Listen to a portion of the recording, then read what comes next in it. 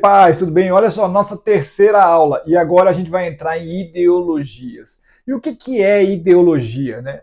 Ideologias são ideias por trás de condutas e ações de um grupo ou de um determinado povo. E essas ideias, elas influenciam a direção e as ações deste grupo ou deste povo. Eles podem ser percebidos, ou seja, ideologias que são claramente percebidas, ou seja, eu sou e eu tenho essas ideias marxistas, comunistas, socialistas, ou não percebidos. Simplesmente algum líder caminha com eles e eles acabam indo sem perceber que estão que por trás das ações existe uma ideologia falando. Não significa que não estejam sob influência porque não sabem de algum ideal, né? Mas na verdade eles estão sendo influenciados sem saber de nada, sem ter entendimento de onde estão. E hoje, né, existem várias ideologias que nós claramente enfrentamos no Brasil. E eu quero começar falando com você sobre ideologia de gênero. Tá para todo lado, para todo mundo que quer ouvir. Quem não quer ouvir também vai acabar ouvindo.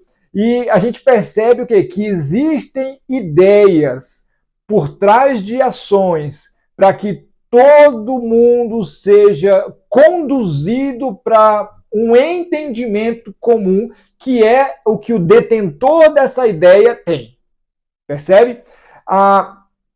E a origem, né, de ideologia de gênero, por exemplo, são teorias pós-modernas sobre construção social da identidade. E aqui é Judith Butler, Simone de Beauvoir, todas essas mulheres, elas trouxeram, né, com mais clareza sobre essa questão da ideologia do gênero. Né? Quais são os efeitos da ideologia de gênero? Ou seja, a formação da identidade, e aí você entende,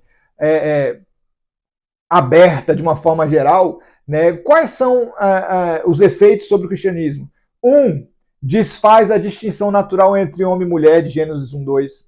Contraria os fundamentos bíblicos da família, sexualidade, né, e os componentes bíblicos da criação. Pressiona a igreja a aceitarem padrões contrários à Bíblia para não serem rotulados de intolerante, ou seja, para se adequarem, né, ao politicamente correto. Então todo mundo tem que pensar igual. Né? Gênesis 1:27 diz: criou Deus o homem à sua imagem, a imagem de Deus o criou, homem e mulher os criou, beleza? Todo mundo entende que foi criado homem e foi criado mulher. A distinção binária entre homem e mulher é estabelecida por Deus na criação. O texto ele não abre espaço para um espectro de gênero ou para uma outra possibilidade. Gênesis 2, 22 e 24. E da costela que o Senhor Deus tomou do homem formou uma mulher. Por isso deixa o homem pai e mãe e se une à sua mulher, tornando-se os dois uma só carne. Além da criação binária, né, de homem ou mulher que Deus criou, a estrutura do casamento ela é definida entre homem e mulher. E isso refuta tanto ideologia de gênero quanto redefinições modernas do casamento. Deuteronômio 22:5, ele fala o seguinte: não haverá trajo de homem na mulher. Traje o quê? Roupa. Não haverá trajo de homem na mulher, e não vestirá o homem veste de mulher, porque qualquer que faz isto é abominação ao Senhor teu Deus. E ele está falando mesmo dos homens serem o quê? Afeminados, começaram a vestir roupa de mulher, se parecer com mulher, tinha que diferenciar. Tem que haver diferenciação. Embora dentro de um contexto cultural, né, legal e específico, o princípio, né, apesar disso, o princípio moral, né, permanece. Apesar disso ter sido escrito naquele tempo do Velho Testamento, qual é o princípio moral por trás? Deus estabeleceu distinção visíveis entre os dois sexos. E ele valoriza e precisa ser valorizado essas distinções. Né? Não adianta, né, ser nenhum ou outro. Ou é um ou é outro, querendo ou não, cientificamente provado, né, é homem ou mulher. Mateus 19, 4 e 5, né, está escrito: não tendes lido que no princípio o Criador os fez homem e mulher e disse: por isso deixará o homem pai e mãe e se unirá à sua mulher? Repetição do texto. Jesus reafirma o padrão da criação milhares de anos depois. Homem e mulher é a base do casamento. Ele não trata o gênero como fluido ou subjetivo, ou como uma outra oportunidade, como uma outra opção. É isso ou não é? Romanos 1, 24 e 27. Pelo que também Deus os entregou às concupiscências do seu coração, as suas mulheres mudarão o uso natural, do contrário à sua natureza, e semelhantemente também os homens, né, cometeram torpezas. Ele está falando de quê? Naquele tempo de Paulo começou uma mudança, ou seja, mulheres mudaram o uso natural. Ou seja, aquilo que é natural, homem e mulher, mulheres começaram a mudar. Aquilo que é natural, homem com mulher, os homens começaram a torpezas, homem com homem, aquela bagunça. Até porque Roma naquela época era uma gaiola. Paulo descreve, né, o abandono do plano natural de Deus, revelando que práticas sexuais contrárias, né, ao design original, criacional, né, são resultados, né, de rejeição de Deus. Ou seja, a partir do momento que eu começo a rejeitar Deus, eu começo a incorporar aquilo que contraria Deus. Entende? Por isso que a ideologia de gênero bate tanto no cristianismo. E desde lá de trás, não é só a ideologia de gênero, não. Outras ideologias batem no cristianismo, por quê? Porque o cristianismo, ele preserva, ele conserva o que Deus criou. E Deus criou homem e mulher, Deus criou casamento, Deus criou essa ordem, essa organização. E tudo que vem, ou seja, para contaminar de alguma forma. Poxa, Rodrigo, mas, cara, deixa a pessoa ser. Ninguém está falando que a pessoa é para não ser ou para ser. A gente está dizendo que a gente não aceita a ideologia, ou seja, as ideias sendo plantadas no seio social e cultural da nação, fazendo com que a direção da nação mude a partir da ideologia de gênero. Se a pessoa quer, se a pessoa decidiu, se a pessoa escolheu, claro que a gente vai evangelizar como amamos todos, né? Mas a pessoa entendeu ou teve as suas experiências, e nessas experiências ele foi para um lugar, a gente entende isso como uma exceção e vamos evangelizar para dizer qual é o caminho. O que a gente não aceita é uma ideologia que influencia que tudo vá parar nesse lugar. E aí o evangelho tem que se proteger disso. Por quê? Porque hoje, se a gente falar alguma coisa contrária, o evangelho é grotesco, é arcaico, que a Bíblia não é a palavra de Deus, ela contém a palavra de Deus, e a gente começa com todo tipo de coisa. Por quê? Porque ideias de pessoas que não conhecem a Deus, que não têm experiência com Deus, que não viveram com Deus, começaram a ser plantadas. Lembra que eu falei para vocês? Ou seja, a vida e o entendimento baseado em experiências. A minha experiência não muda a palavra, não muda a Bíblia. A Bíblia é inerrante, principalmente no sentido, principalmente quando ela traz para mim e para você todos esses entendimentos claros. Não pode. 1 Coríntios 6, 9 a 11. Não vos enganeis, nem impuros, nem idólatras, nem adúlteros, nem afeminados, nem sodomitas herdarão o reino de Deus. O termo aqui, né, efeminado, no grego, né, malakoi, né, refere-se principalmente a comportamento que negam a masculinidade natural. Paulo fala de comportamento e não apenas de desejo. Qual é o perigo? A normalização dessa ideologia não oferece um caminho para quem está perdido. E é isso que as pessoas querem entender, que quando elas trazem a ideologia, eles pensam, olha, essas ideias são incríveis, porque essas ideias vão trazer o quê? Tranquilidade para aquelas pessoas que foram oprimidas a vida toda, com um desejo no seu coração lá dentro, né? Porque eles no seu interior não são homens ou não são mulheres, eles são, né, o oposto, mas nasceram num corpo errado. A ideologia diz que quer oferecer um caminho, mas na verdade ela não oferece um caminho, ela cria um ambiente para influenciar muitos que nunca estariam perdidos a se perderem. Quando eu trago essa ideologia para as escolas, porque é o objetivo trazer para a escola, por quê? Porque é aonde é a educação, aonde vem, né, as primeiras experiências, aonde vem, né, os primeiros entendimentos. Quando eu trago lá para a primeira educação, para o início, conceitos de ideologia de gênero, eu vou fazer com que essas pessoas cresçam sem diferenciar isso, levando em consideração isso em suas próprias vidas. Ou seja, o que eles estão fazendo não é criando um caminho para quem está perdido, mas criando um ambiente de influência para que todas as pessoas que nunca se perderiam, de repente, vejam uma opção que não deveria existir. A exceção virando regra. As pessoas, elas são livres, claro que são livres, para escolher, né, tudo isso. Mas, a partir do momento que uma ideologia, ideias, essas ideias, elas estão o quê? Elas estão sendo trazidas para o cerne das pessoas, das culturas, para que todo mundo encare isso como o caminho natural. E daqui a pouco a gente vai ter problema, porque vai ter o caminho natural vai ser cada um fazer com todo mundo e a gente não ter mais casamento contra o cristianismo. Ou seja, esse tipo de ideologia destrói as bases do evangelho, que é família, que é homem e mulher, que são os conceitos de organização, que são os conceitos que Deus trouxe. Ordem, organização. Cuidado com a ideologia de gênero. A Bíblia é bem clara.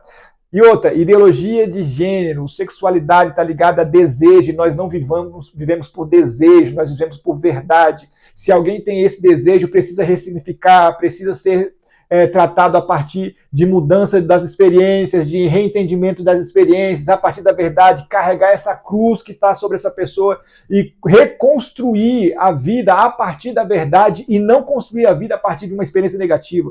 Aqueles que de alguma forma foram abusados, aqueles que de alguma forma foram influenciados por outras pessoas, aliciados desde a sua infância, que tiveram experiências e nessas experiências foram sopradas em seus ouvidos, em seus corpos, que aquilo era um natural. Isso pode ser ressignificado, mudado a significado a partir do dia que ele conhece a Cristo, se identifica com Cristo, e aí a sua vida vai começar a ter o quê? Uma nova forma de ver o mundo. Eu não posso aceitar a exceção, esse tipo de ideias sendo implantadas desde a origem, fazendo com que o meu evangelho mude a partir da cultura desse tempo.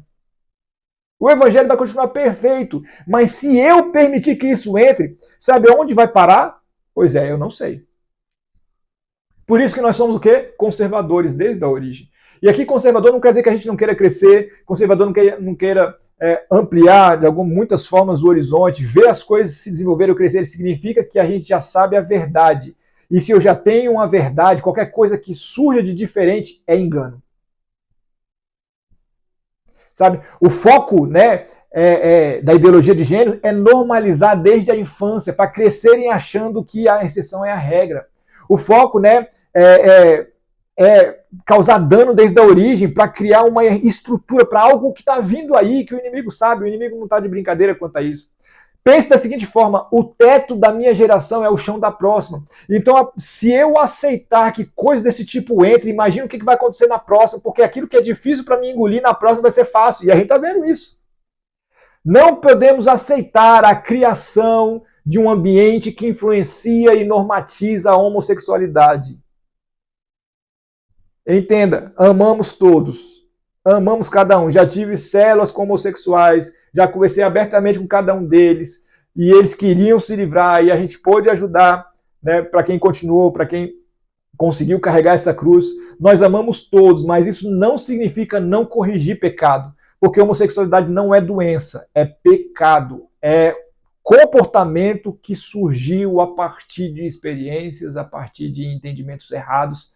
Ou seja, uma informação errada entrou e a partir do seu corpo influenciou, e aí a gente teve o que a gente está vendo aí. E foca nisso, não é doença, porque se for doença, a pessoa pode dizer que não, eu não consigo porque é doença, a culpa é de outra pessoa. Quem botou a doença nela? A culpa é de quem botou. E não é doença, é pecado. Pronto. Como tratar esse pecado? Aí entra a Bíblia maravilhosa, mudando significados, a sua visão de mundo, fazendo com que você não apenas resista, que não é só isso, não é só essa luta contra o pecado, é mudança de entendimento completo.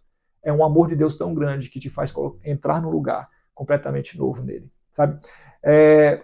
Quanto a nós, né, que a gente fala, não é questão de cura, né, é ressignificação, como eu falei para você. Tome cuidado com a ideologia de gêneros. Essas informações estão entrando no cerne e elas são inaceitáveis. Por quê? Porque não tem como a gente olhar tanta coisa na Bíblia que diz a respeito, né? Porque não é só ser homossexual ou outra coisa, né? Isso vai desencadeando uma série de outros conceitos que vão se quebrando. O conceito da família vai se perder, o conceito, né, da biologia binária vai se perdendo, o conceito de criar família num ambiente sadio vai se perdendo. E aquilo que é exceção não pode virar regra, pelo menos não aqui. A gente não aceita isso, tá certo? Uma outra ideologia que eu quero falar com vocês aqui é a ideologia do comunismo e do socialismo, né? Porque, cara, a gente tá vendo muita coisa e eu quero falar com vocês. O que é isso? É a construção, são ideias, né, que vão construir uma sociedade, o que eles dizem, igualitária, ou seja, sem classes sociais ou com diminuição das classes, igualdade entre todos, no qual os recursos, os bens, eles podem ser compartilhados coletivamente. Essa é a ideia comunista, essa é a ideia socialista, que não deu certo em nenhum lugar. Vai em Cuba ver o que aconteceu no socialismo, vá lá para o que aconteceu no socialismo no mundo. Nenhum lugar teve igualdade. Alguém saiu ganhando. Quem teve a ideia, então, o cara que implantou, esse aí, né? Pergunta Fidel Castro, né? Aquele que assumiu Cuba, também, mas a sociedade toda não tem nada. Faltou comida, faltou tudo. Mas a gente vai entrar um pouquinho mais. A ideia do comunismo e do socialismo é de justiça social, né? Econômica e social. Ou seja, é injusto alguém ser pobre e alguém ser rico. Então isso tem que ser o quê? Equilibrado. Né? Só que a forma com que eles trazem isso é de cima para baixo via governo. O governo se torna, ou seja, não é pelo desejo das pessoas, e na verdade pelo evangelho, essa igualdade é feita pelo amor a Cristo, onde eu pego os meus bens e eu dou os meus bens e eu multiplico a bênção, ajudo outras pessoas pelo amor. Calma. A Bíblia fala muito da questão social, de ajudar necessitados, olhar, né? Deus fala que Deus vê as viúvas, os órfãos, né? Ou seja, fala de assistencialismo, sim, fala daquele que tem poder assistência, né? Dar assistência, mas em nenhum lugar a Bíblia fala da pessoa não usufruir de conquista ou a pessoa ficar parada esperando as coisas acontecerem com ela. Temos que correr atrás, só que no socialismo a gente tem um problema com isso, sabe? A questão social é sim um dever cristão. O cristão precisa decidir ser social, decidir distribuir, decidir ajudar, decidir fazer o bem e apoiar. Mas isso não é socialismo ou comunismo. Qual é a origem, né, do socialismo? Né? Quem foi o que deu, né, a ideologia, né, ou seja, as ideias nasceram principalmente de Karl Marx e Friedrich Engels, né? Lá no século XIX, né? Principalmente no que eles chamaram de Manifesto Comunista, lá em 1848. Começa essa ideia. E foi desenvolvido para uma crítica radical à religião. Ou seja, o comunismo, o socialismo, nasceu para combater o cristianismo. A propriedade privada, ou seja, ninguém devia ser dono de nada, tudo devia ser dono o governo devia ser dono de tudo e distribuir para quem ele quer. Qual é o parâmetro do governo? Vai dar para quem as coisas? Quando esse tipo de coisa cai na mão de um ser humano falho, limitado, promíscuo, longe de Deus, cara, isso não vai ser justo. E a gente não confia. Talvez eles implantem essa ideia com as coisas mais para todo mundo. Beleza, mas o que está por trás não é isso. Sabe? Ele foi desenvolvido contra a igreja e o cristianismo, contra a propriedade privada para ninguém ser dono de nada e contra a estrutura familiar tradicional. Por quê? Porque a estrutura familiar tradicional proporciona crescimento e eles não querem pessoas sábias, exatas, eles querem pessoas destruídas para o governo poder estar no controle de tudo isso. Foi desenvolvido... O que Marx falava, né, no manifesto? Que a religião é a droga do povo, é o ópio do povo. Ou seja, o povo tem uma droga chamada religião. E ele constrói toda, né, a crítica à religião, né, com a base de tudo. Ou seja, tudo se transforma em crítica. Para Marx, a religião era um instrumento de manipulação dos pobres pelos ricos. Ou seja, ele falou assim, cara, como ele entendia que o cristianismo era como o rico controlava o pobre, ele falou, vamos acabar com a religião, a gente acaba com a família, que é do jeito que está modelado hoje, a gente coloca tudo para o Estado fica dono de tudo e iguala todo mundo, e ele distribui para todas as pessoas, fazendo todas as pessoas iguais. Isso vai funcionar onde? Nunca, em lugar nenhum. Né? É uma invenção humana para justificar o quê? Desigualdade social. Ele diz que a religião, as pessoas usam a religião para justificar a desigualdade humana. Sabe? Qual é o impacto, né, do comunismo, né, ou no cristianismo no mundo? Primeiro impacto, ateísmo como fundamento. Qual é o fundamento do socialismo, do comunismo? É não ter religião. A religião, né, a gente entende que o Estado é laico, realmente o Estado não tem religião, mas as pessoas do Estado sim. E elas não são proibidas, muito pelo contrário, elas têm liberdade de culto, por quê? Porque elas podem ser livres para cultuar né, o Deus de acordo com a sua cultura, do seu grupo, né? entendendo com uma forma genérica isso. E o comunismo clássico, ele é o quê? Materialista e ateu, ou seja, ele não acredita em Deus e acredita só naquilo que toca. Por quê? Porque o seu criador era assim, Karl Marx era assim. Deus é descartado, né? Ele é visto como uma ilusão social e coletiva, um devaneio coletivo. Pronto. Cristãos que creem em um Deus soberano são vistos como alienados, como obstáculos à revolução. Rejeição da moral bíblica. O comunismo ele acaba propondo a destruição da estrutura familiar, tradicional e moral cristã, porque a melhor forma de destruir o cristianismo é destruir uma família. Por quê? Porque a religião cristã é passada de pai para filho. Quando eu consigo destruir o modelo de família, eu paro de ter a replicação da cultura cristã. Olha só. A Bíblia ela é vista como opressora por conter mandamentos que definem certo e errado. Porque qual é o certo? Quem deveria definir certo e errado é o governo, é as leis e não a Bíblia. Sabe? Eles querem o quê? Acabar com a igreja institucional como institucional. Por exemplo, regimes comunistas como na época da União Soviética, China, Coreia do Norte, as igrejas ou elas foram fechadas e controladas pelo Estado, pastores perseguidos ou presos e as Bíblias banidas ou censuradas. Por quê? Porque a luta é contra o cristianismo e aquilo que o cristianismo constrói. A igreja ela é tolerada em algum desses países ou dessas regiões apenas se ela se submeter ao partido. Ela fala o que o partido manda. Sabe? E aqui entra o principal foco deles, substituir a fé por essas ideias. O Estado assume o papel do Salvador, ocupando o lugar de quem? De Cristo. O partido, né, que é muito forte no socialismo, os partidos se tornam o quê? Infalíveis, e a doutrina comunista, socialista, vira o quê? Verdade absoluta. Karl Marx, ele construiu as suas ideias para que as suas ideias fossem colocadas aonde? Na educação e na academia científica. Ou seja, aonde se pensa. E ele coloca o quê? O pensamento crítico antirreligioso. Ou seja, todo mundo que é marxista acaba sendo o quê? Anti-igreja e ateu. Em alguma linha de teologia da libertação que a gente interpreta o evangelho, reinterpretar o evangelho com um chave político muito revolucionário. A gente tem que tomar cuidado com isso. Existem algumas linhas, né, de teologia e das questões de libertação que eles pegaram conceitos comunistas e socialistas, essa parte revolucionária, né, de luta contra né, toda autoridade que se levanta. Cuidado com isso.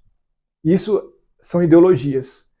E a gente vive evangelho. E o evangelho ele se adapta bem em qualquer lugar, porque é uma nova forma de ver o mundo. E nós oramos pelas pessoas e não simplesmente nos levantamos, né, como guerrilheiros. Cuidado. As influências marxistas também entraram em movimentos políticos e culturais que apresentam a religião cristã como instrumentos de opressão. Meu querido, hoje aqui no Brasil você vê isso. Toda uma classe de pessoas que a gente vê hoje tem uma séria tendência ao quê? A se levantar contra instrumentos de opressão.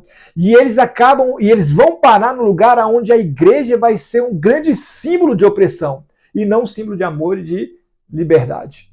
Cuidado com isso. A Bíblia não é socialista, né? Ela fala de que enriquecendo-vos em tudo. A Bíblia fala, se quiserem me ouvir, comereis o melhor dessa terra. A Bíblia não é socialista. A Bíblia não é comunista. As coisas não são comuns. Por quê? Porque existem momentos diferentes, chamados diferentes, histórias diferentes. Tome cuidado para você não trazer alguns desses conceitos comunistas que parecem maravilhosos, parecem incríveis, tudo igual, todo mundo social, todo mundo ganhando bem, mas isso não funcionou em lugar nenhum. Principalmente porque ele quer lutar contra aquilo que tem a maior posição na cultura. No caso da cultura cristã, é a Bíblia e a família.